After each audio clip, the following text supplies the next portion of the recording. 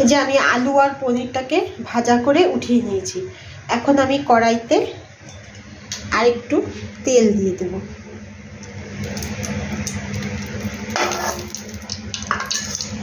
তেলটা দিয়ে একটু গরম হতে হতে আমি এখানে দিয়ে দেব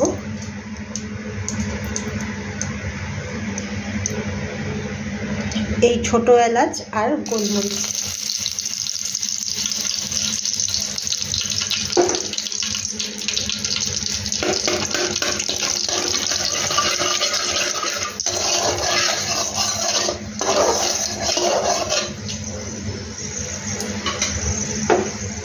তার সঙ্গে দিয়ে দেবো আমি এখানে পেঁয়াজ।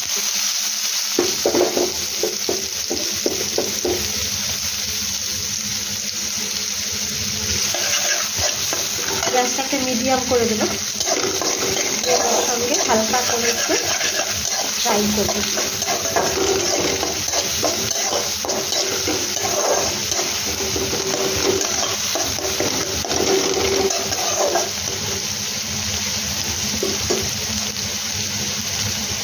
বেশি করবো না, পেঁয়াজ যাতে তলায় লেগে না যায় বা পুড়ে না যায়, তাহলে খেতে খুব বাজে হবে। সেই জন্য এটাকে ভালো করে এইভাবে নাড়াতে হবে।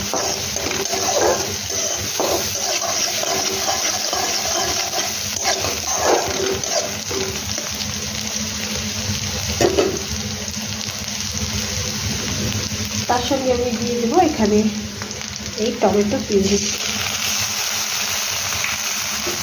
টমেটো পিউরিটা বেশি দেওয়া দরকার নেই, একদমই অল্প দিলেই হবে, প্লাস একটুখানি কালার আর একটু সেন্টের জন্য।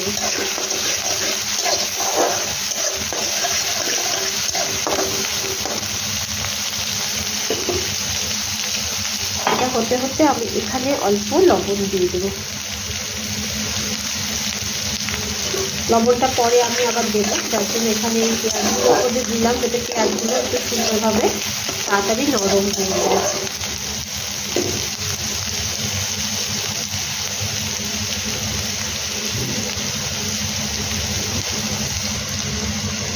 এটাকে আমার মোটামুটি একটু ভাজা ভাজা হয়ে গেছে, গন্ধও বেরিয়ে গেছে। এর মধ্যে দিয়ে দেবো আমি এই জিরা, লঙ্কা আর হলুদ একসঙ্গে গুলে রাখা।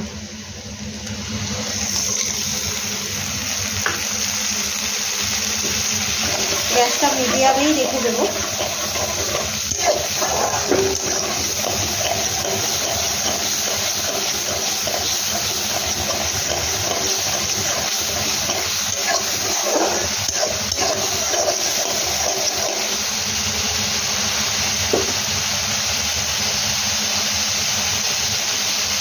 যেহেতু আলু আর পনিরটাকে আমি আগে ভাজা করে রেখেছি, সেই জন্য এখন এখানে এটার মধ্যে মটরশুঁটি দিয়ে দেবো। মটরশুঁটির সাথে এটাকে ভালো করে কষাবো, যাতে মটরশুঁটির মধ্যে সেন্টটা ঢুকে যায়।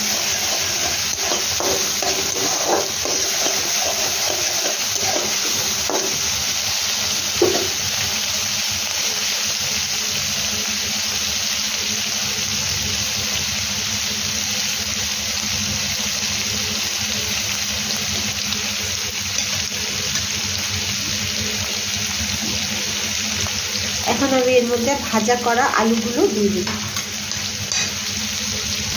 ভাজা করা আলুগুলো আমার দেওয়া হয়ে গেছে, এখন এটাকে দিয়ে আমি ভালো করে দিয়ে দিই।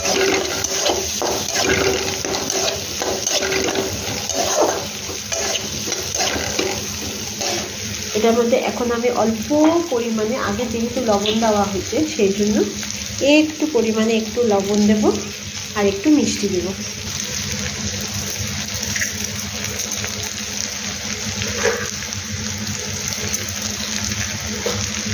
পনিরের তরকারি বা অন্য যে কোনো নিরামিষ তরকারিতে একটু মিষ্টি দিলে বেশি ভালো লাগে, একটু মিষ্টি মিষ্টি হয়, খেতে ভালো লাগে খেতে।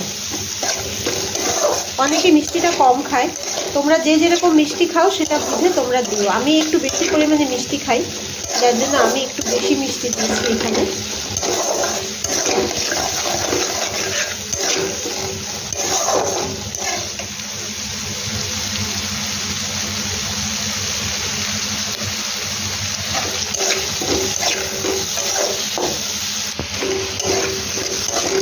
আমার এটা কষানো হয়ে গেছে, আমি 2 থেকে 3 মিনিট এটাকে ভালো করে কষিয়ে নিয়েছি।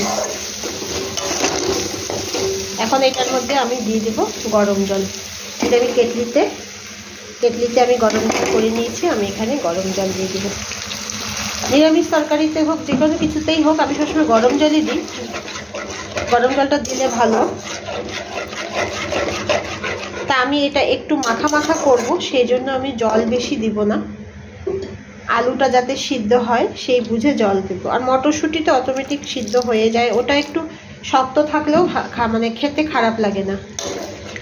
আলুটা সিদ্ধ হওয়ার জন্য আমি মোটামুটি জল দিয়ে দিয়েছি।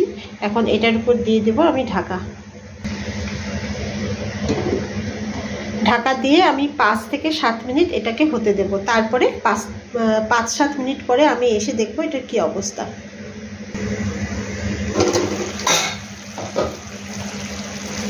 আমাদের এটা মোটামুটি হয়ে গেছে। এখন এটার মধ্যে পনির দিয়ে দেব।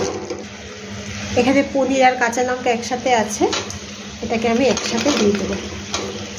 এক হাতে ভিডিও করছি, এক হাত দিয়ে রান্না করছি, তাই একটু অসুবিধা হচ্ছে, তোমরা একটু কষ্ট করে দেখিয়ে দিও। এটাকে একটু ভালো করে